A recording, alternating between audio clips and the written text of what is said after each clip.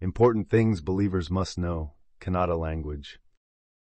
ಸ್ನಾನಿಕನಾದ ಯೋಹಾನನು ಮತ್ತು ಅವನ ತಾಯಿ ಮತ್ತು ತಂದೆ ಎಲ್ಲರೂ ಪವಿತ್ರಾತ್ಮದಿಂದ ತುಂಬಿದ್ದರು. ಯೋಹಾನನು ತನ್ನ ತಾಯಿಯ ಗರ್ಭದಿಂದಲೇ ಪವಿತ್ರಾತ್ಮನಿಂದ ತುಂಬಿದ್ದನು. ಲೂಕ 1:16 ವ್ಯವಕಲನ 17 ಮತ್ತು ಅವನು ಇಸ್ರಾಯೇಲ್ ಮಕ್ಕಳಲ್ಲಿ ಅನೇಕರನ್ನು ಅವರ ದೇವರಾದ ಕರ್ತನ ಕಡೆಗೆ ತಿರುಗಿಸುವನು. 17 ಅವನು ಎಲಿಯನ ಆತ್ಮ ಮತ್ತು ಶಕ್ತಿಯಿಂದ ಆತನ ಮುಂದೆ ಹೋಗುತ್ತಾನೆ, ತಂದೆಗಳ ಹೃದಯಗಳನ್ನು ಮಕ್ಕಳ ಕಡೆಗೆ ತಿರುಗಿಸಲು ಮತ್ತು ಅವಿಧೇಯರನ್ನು ನೀತಿವಂತರ ಜ್ಞಾನಕ್ಕೆ ತಿರುಗಿಸಲು, ಕರ್ತನಿಗೆ ಸಿದ್ಧವಾದ ಜನರನ್ನು ಸಿದ್ಧಪಡಿಸಲು. ಪ್ರಶ್ನೆ: ಸ್ನಾನಿಕನಾದ ಯೋಹಾನಂತಹ ಶಕ್ತಿಶಾಲಿ ಮನುಷ್ಯನು ಇಸ್ರಾಯೇಲಿಗಾಗಿ ದೇವರೊಂದಿಗಿನ ತನ್ನ ನಿಯೋಜನೆಯನ್ನು ಬದಲಾಯಿಸುತ್ತಾನೆ ಮತ್ತು ಅನ್ಯಜನಾಂಗದವರಿಗೆ ದೀಕ್ಷಾಸ್ನಾನ ಮಾಡುತ್ತಾನೆ ಎಂದು ನೀವು ನಂಬುತ್ತೀರಾ? ಇಲ್ಲ. ಮತ್ತಾಯ, ಮಾರ್ಕ, ಲೂಕ, ಯೋಹಾನ ಮತ್ತು ಅಪೊಸ್ತಲರ ಕೃತ್ಯಗಳು ಎಂಬ 5 ಪುಸ್ತಕಗಳಲ್ಲಿ ಯೇಸು ಅವನಿಗಿಂತ ಹೆಚ್ಚು ಶಕ್ತಿಶಾಲಿ ಎಂದು ಯೋಹಾನನು ವಿವರಿಸಿದನು.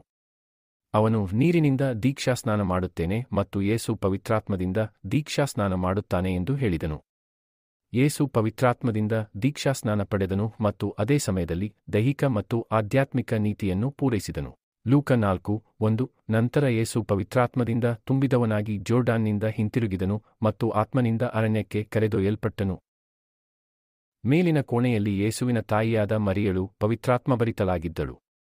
ಅಪೊಸ್ತಲರ ಕೃತ್ಯಗಳು 1:13 ವ್ಯವಕಲನ 14 ಅವರು ಒಳಗೆ ಹೋದಾಗ ಅವರು ವಾಸವಾಗಿದ್ದ ಮೇಲಿನ ಕೋಣೆಗೆ ಹೋದರು. ಪೇತ್ರ, ಯಾಕೋಬ, ಯೋಹಾನ, ಆಂಡ್ರ್ಯೂ, ಫಿಲಿಪ್ ಮತ್ತು ತೋಮ, ಬಾರ್ತಲೋಮೆಯ ಮತ್ತು ಮತ್ತಾಯ, ಅಲ್ಫಾಯನ ಮಗನಾದ ಯಾಕೋಬ ಮತ್ತು ಮತಾಂಧನಾದ ಸೈಮನ್ ಮತ್ತು ಯಾಕೋಬನ ಮಗನಾದ ಯೂದ.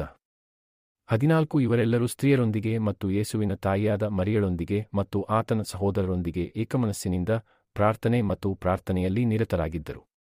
ಅಪೊಸ್ತಲರ ಕೃತ್ಯಗಳು 2:1-4 ಪಂಚಾಶತ್ತಮ ದಿನವು ಸಂಪೂರ್ಣವಾಗಿ ಬಂದಾಗ ಅವರೆಲ್ಲರೂ ಒಂದೇ ಸ್ಥಳದಲ್ಲಿ ಏಕಮನಸ್ಸಿನಿಂದ ಇದ್ದರು. 2 ಇದ್ದಕ್ಕಿದ್ದಂತೆ ಆಕಾಶದಿಂದ ಒಂದು ಶಬ್ದವು ಬಲವಾದ ಗಾಳಿಯಂತೆ ಬಂದಿತು ಮತ್ತು ಅದು ಅವರು ಕುಳಿತಿದ್ದ ಮನೆಯನ್ನೆಲ್ಲ ತುಂಬಿತು. 3 ಆಗ ಅವರಿಗೆ ಬೆಂಕಿಯಂತಹ ವಿಭಜಿತ ನಾಲಿಗೆಗಳು ಕಾಣಿಸಿಕೊಂಡವು ಮತ್ತು ಅವರಲ್ಲಿ ಪ್ರತಿಯೊಬ್ಬರ ಮೇಲೆ ಒಂದು ಭಾಷೆ ಕುಳಿತಿತ್ತು. 4 ಮತ್ತು ಅವರೆಲ್ಲರೂ ಪವಿತ್ರಾತ್ಮದಿಂದ ತುಂಬಿ ಬೇರೆ ಬೇರೆ ಭಾಷೆಗಳಲ್ಲಿ ಮಾತನಾಡಲು ಪ್ರಾರಂಭಿಸಿದರು, ಏಕೆಂದರೆ ಆತ್ಮವು ಅವರಿಗೆ ನುಡಿಯನ್ನು ನೀಡಿತು. ಅನ್ಯಜನರು ಪವಿತ್ರಾತ್ಮನಿಂದ ದೀಕ್ಷಾಸ್ನಾನ ಪಡೆದರು ಮತ್ತು ಪವಿತ್ರಾತ್ಮದಿಂದ ತುಂಬಿ ಅನ್ಯಭಾಷೆಗಳಲ್ಲಿ ಮಾತನಾಡುತ್ತಿದ್ದರು. ಪ್ರಶ್ನೆ: ಅನ್ಯಜನರಿಗೆ ಏನಾಯಿತು? ಎಲ್ಲಾ ಕ್ರೈಸ್ತರು ಮತ್ತು ಸಂತರ ಹತ್ಯೆ. ಹಣ, ಅಧಿಕಾರ ಮತ್ತು ನಿಯಂತ್ರಣದಿಂದಾಗಿ ದುಷ್ಟ ದೈಹಿಕ ನೀತಿವಂತ ವಿಶ್ವಾಸಿಗಳು ಎಂದು ಕರೆಯಲ್ಪಡುವವರು ತಮ್ಮ ವೈಯಕ್ತಿಕ ಲಾಭಕ್ಕಾಗಿ ಆತ್ಮ ನೀತಿವಂತ ವಿಶ್ವಾಸಿಗಳನ್ನು ಕೊಂದರು. ಅನ್ಯಜನರು ಇರುವ ಸಂಕಷ್ಟದ ಪರಿಸ್ಥಿತಿಯನ್ನು ಪಾದ್ರಿಗಳು ಮತ್ತು ನಾಯಕರು ಅರ್ಥಮಾಡಿಕೊಳ್ಳುತ್ತಿಲ್ಲ ಎಂದು ತೋರುತ್ತದೆ. ದೇವರೊಂದಿಗೆ ಆದೇಶದೊಂದಿಗೆ ಕೆಲಸಗಳು ನಡೆಯುತ್ತವೆ.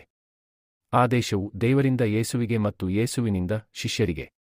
ಅದಕ್ಕಾಗಿಯೇ ಮತ್ತಾಯ 28:19 ಶಿಷ್ಯರಿಗೆ ಆಜ್ಞಾಪಿಸಲಾಯಿತು, ಆದ್ದರಿಂದ ಹೋಗಿ ಎಲ್ಲಾ ಜನಾಂಗಗಳನ್ನು ಶಿಷ್ಯರನ್ನಾಗಿ ಮಾಡಿ ತಂದೆಯ, ಮಗನ ಮತ್ತು ಪವಿತ್ರಾತ್ಮನ ಹೆಸರಿನಲ್ಲಿ ಅವರಿಗೆ ದೀಕ್ಷಾಸ್ನಾನ ಮಾಡಿಸಿ. ಮತ್ತು ಯೋಹಾನ 20:21 ಆಗ ಯೇಸು ಅವರಿಗೆ ಮತ್ತೆ, ನಿಮಗೆ ಶಾಂತಿ. ತಂದೆಯು ನನ್ನನ್ನು ಕಳುಹಿಸಿದಂತೆಯೇ ನಾನು ಸಹ ನಿಮ್ಮನ್ನು ಕಳುಹಿಸುತ್ತೇನೆ. ಶಿಷ್ಯರು ಕ್ರೈಸ್ತರೊಂದಿಗೆ ಮಾತನಾಡುತ್ತಾ ಯೇಸು ಕ್ರೈಸ್ತರು ಮತ್ತು ಸಂತರು ಎಂದು ಕರೆಯಲ್ಪಡುವ ಶಿಷ್ಯರನ್ನು ಕಳುಹಿಸುತ್ತಾನೆ. ಅಪೊಸ್ತಲರ ಕೃತ್ಯಗಳು 11:26 ಶಿಷ್ಯನು ಕ್ರೈಸ್ತನಾಗಿದ್ದಾನೆ ಮತ್ತು ಶಿಷ್ಯರನ್ನು ಮೊದಲು ಅಂತಿಯೋಕ್ಯದಲ್ಲಿ ಕ್ರೈಸ್ತರು ಎಂದು ಕರೆಯಲಾಯಿತು. ಆದ್ದರಿಂದ ಕ್ರೈಸ್ತರು ಮತ್ತು ಸಂತರು ಮಾತ್ರ ವಿಶ್ವಾಸಿಗಳಿಗೆ ಸತ್ಯವನ್ನು ಕಲಿಸಬಹುದು, ಏಕೆಂದರೆ ಅವರು ಸತ್ಯದ ಆತ್ಮವನ್ನು ಹೊಂದಿದ್ದಾರೆ. ಲೂಕ 8:9-10 ನಂತರ ಆತನ ಶಿಷ್ಯರು ಆತನನ್ನು ಕೇಳಿದರು, ಈ ಸಾಮ್ಯದ ಅರ್ಥವೇನು? 10 ಮತ್ತು ಆತನು ಹೇಳಿದನು, ನಿಮಗೆ ದೇವರ ರಾಜ್ಯದ ರಹಸ್ಯಗಳನ್ನು ತಿಳಿದುಕೊಳ್ಳಲು ನೀಡಲಾಗಿದೆ, ಆದರೆ ಉಳಿದವರಿಗೆ ಅದನ್ನು ದೃಷ್ಟಾಂತಗಳಲ್ಲಿ ನೀಡಲಾಗಿದೆ. ಅವರು ನೋಡಿದರೂ ನೋಡದಿರಬಹುದು ಮತ್ತು ಕೇಳಿದರೂ ಅವರು ಅರ್ಥಮಾಡಿಕೊಳ್ಳದಿರಬಹುದು. 100 ವರ್ಷಗಳ ಹಿಂದೆ ಕ್ರೈಸ್ತರು ಮತ್ತು ಸಂತರಾದ ಅನ್ಯಜನರು ಕೊಲ್ಲಲ್ಪಟ್ಟರು. ಅವರಿಗೆ ಸತ್ಯವನ್ನು ಕಲಿಸಲು ಯಾರೂ ಇಲ್ಲ. ಅದು ಹಾಸ್ಯಾಸ್ಪದವೆಂದು ತೋರುತ್ತದೆ, ಆದರೆ ಅದು ನಿಜ. ಕೊಲ್ಲಲ್ಪಟ್ಟ ನಂತರ ಪಂಗಡಗಳ ಆರಂಭವಾಗಿತ್ತು. ಯಾರಿಗೂ ಸತ್ಯ ತಿಳಿದಿಲ್ಲದ ಕಾರಣ ಅವರು ಪ್ರಾರಂಭಿಸಿದರು. ಮನುಷ್ಯನ ಆತ್ಮ ಭಾಗದ ಬಗ್ಗೆ ಅವರಿಗೆ ಏನೂ ತಿಳಿದಿರಲಿಲ್ಲ, ಅವರಿಗೆ ದೈಹಿಕ ಪೂಜೆ ಮಾತ್ರ ತಿಳಿದಿತ್ತು. ಆದ್ದರಿಂದ ಅವರು ಯೆಹೂದ್ಯರಿಗಾಗಿ ನೀರಿನ ಬ್ಯಾಪ್ಟೈಸ್ ಮಾಡಲು ಪ್ರಾರಂಭಿಸಿದರು.